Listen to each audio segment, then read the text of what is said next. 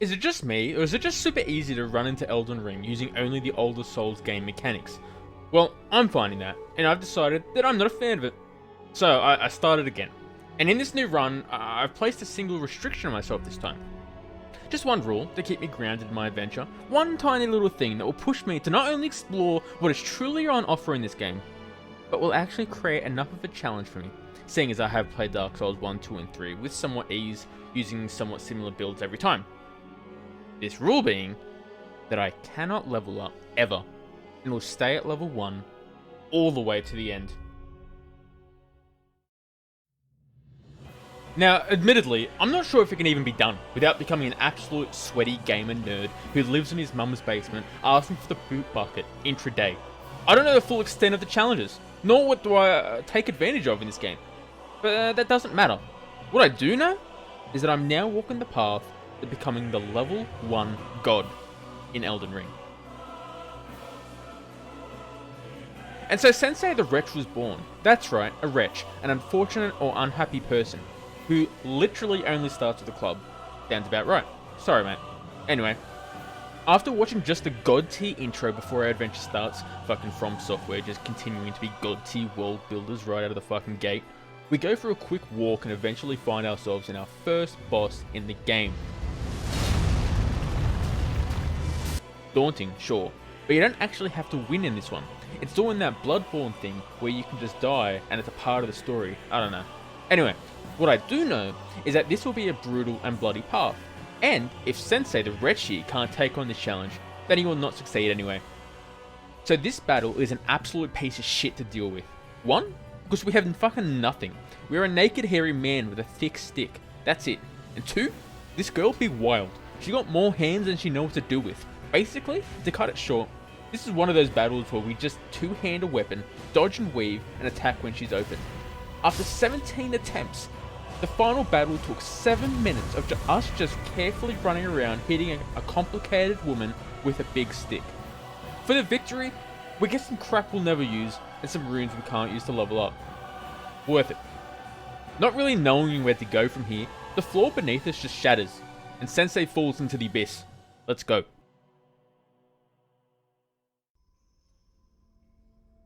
So I'm laying in naked, in a cave getting sniffed by a horse and a woman going on about a ring. It's like your average Sunday, right guys? I wake up and find a hole. And apparently I've dropped into a tutorial that I actually skipped on my previous one. So sure, let's give this a shot. I bolt through and take everyone down and am met with the second boss that took precisely 15 seconds to defeat.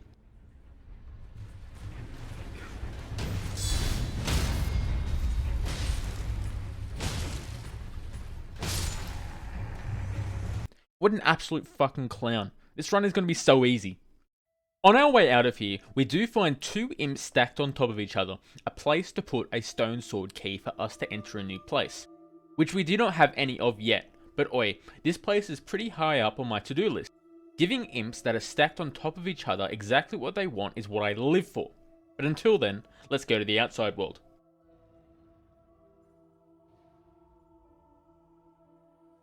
So, we find some geezer, who apparently recommends we hit up some sites of grace, and says we should have a lookie into Stormvale Castle.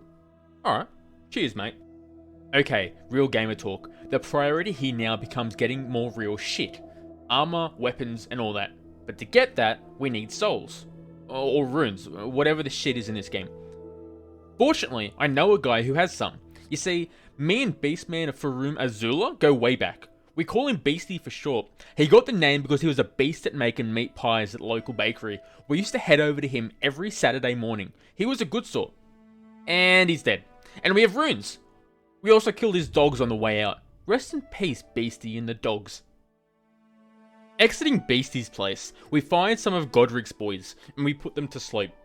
One of them drops a god item, Lord Sworn's straight sword. Now, you're probably wondering, why is this a god item? Well, because weapons have level requirements, and we are at level 10 in all stats. Forever, because we are level 1. This weapon has a requirement of 10 strength and 10 dexterity, which is the exact stats we have for the rest of the game.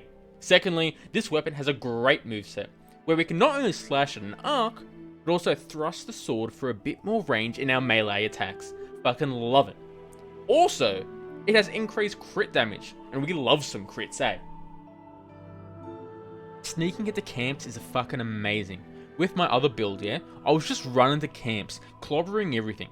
But here I am sneaking around, backstabbing, and using that extra crit damage, and isolating enemies. I feel like I'm playing a goddamn Far Cry game on hardest difficulty, and I've got no weapons yet.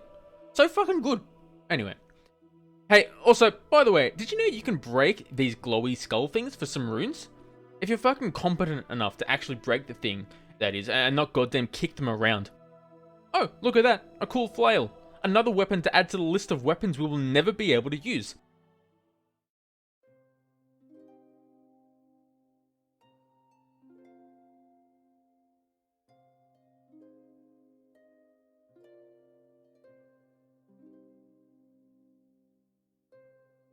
So that woman has magicked her way to us again. And the Sheila introduces herself as Melina, and she's wanted to throw us some accords, which are 1. She wants to be our girl. 2. She wants to level us up, but yeah, nah. And 3. She also wants to give us her pet horse. We accept, and name him Ronaldo. There is a catch though. She wants to go to a big tree. Well, I swiftly realise that I can definitely exchange a tree for some accords. So we take her up on the offer. Mad. We also get a wizard woman, a witch. Anyway, her name is Rani, and she is super impressed that we have a horse. I love a woman who is clear about what she likes in someone, and is super keen to give us some ghost summoning powers, which is actually pretty helpful for later on, you'll see. Anyway, she wishes us well, and vanishes. She seems like a mad bird. We put the keys in Ronaldo's ignition for the first time, and go for a ride. Look at us go! Actually the sickest.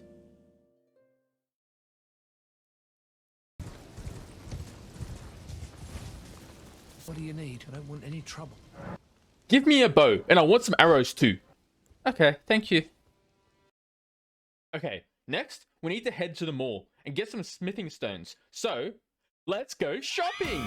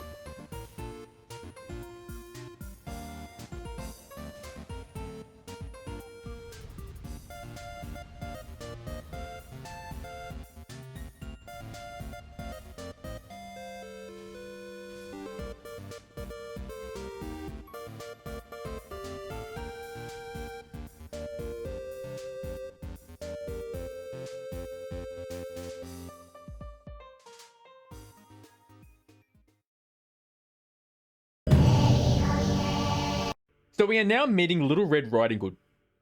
I've decided to call her that because she is a girl and has a red hood. Absolute astounding mental work from my end. You're fucking welcome. And she reckons she's crestfallen. And she says that the situation is, quote unquote, a lark. She does, however, give us the greatest friend a man could have. Our new best friend in the entire game. Yep. We're talking Jelly. The Jelly. I'm naming him Jelly, if that wasn't clear. Nah, but you'll see why Jelly is unironically the cat's pajamas. Trust, yeah? Now, we are using those smithing stones we collected before from the mall to upgrade our sword with our boy Master Hugh here. Oi, also, we are at our home base called the Round Table. It's a thing, whatever. But now, we are ready.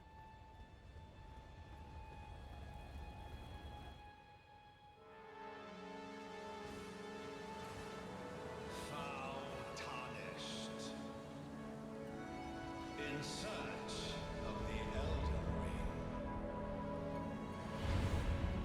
Emboldened by the flame of ambition.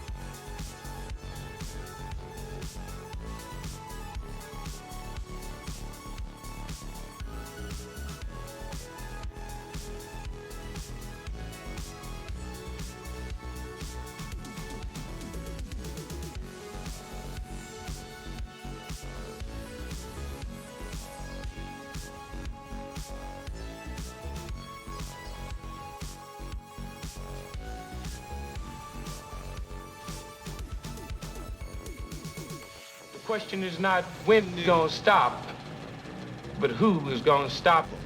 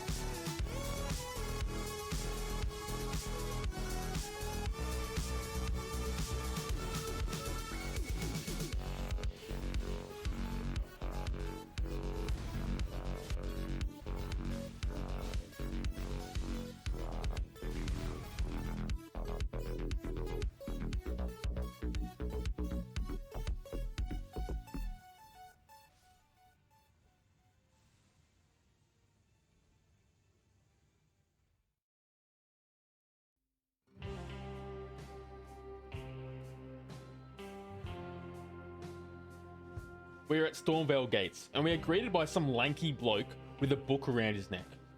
And he reckons we shouldn't proceed through the front gate, but instead go around the hole in the wall and wrap around the side.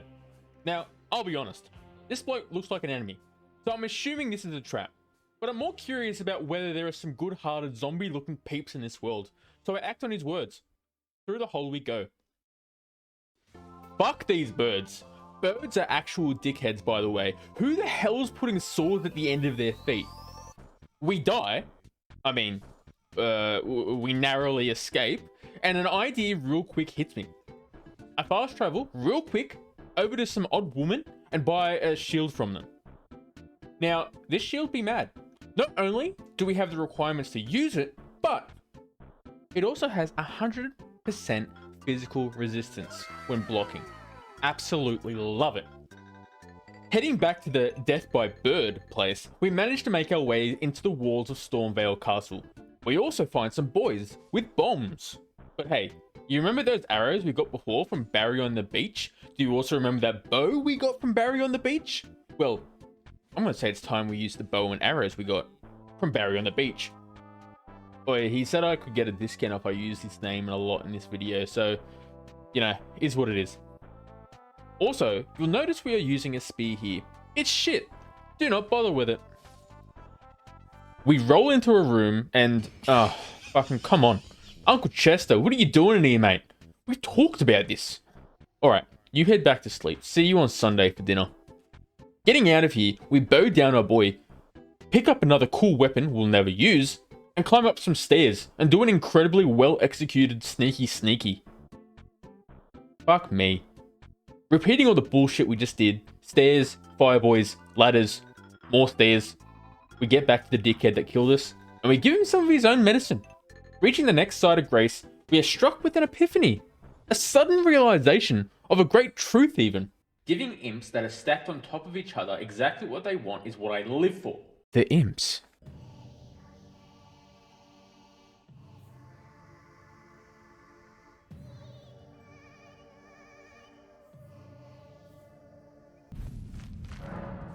I'm sorry, imps. I don't know exactly when I got this stone sword key, but here it is. As promised. The fog wall dissipates, and we are now able to reach the next area, where we find the entire floor is poison. Fortunately, I know how to resolve this quagmire of a situation. We teleport back to base and have a word with our holy boy and buy a few incantations. One heal and some status resistances. Namely, however, the poison resist. Nice. Teleporting back to the imps, we traverse through the poison and once safe, cast a poison heal incantation like a goddamn souls expert. However, the difficulty of this dungeon has not reached its climax. Not by a long shot.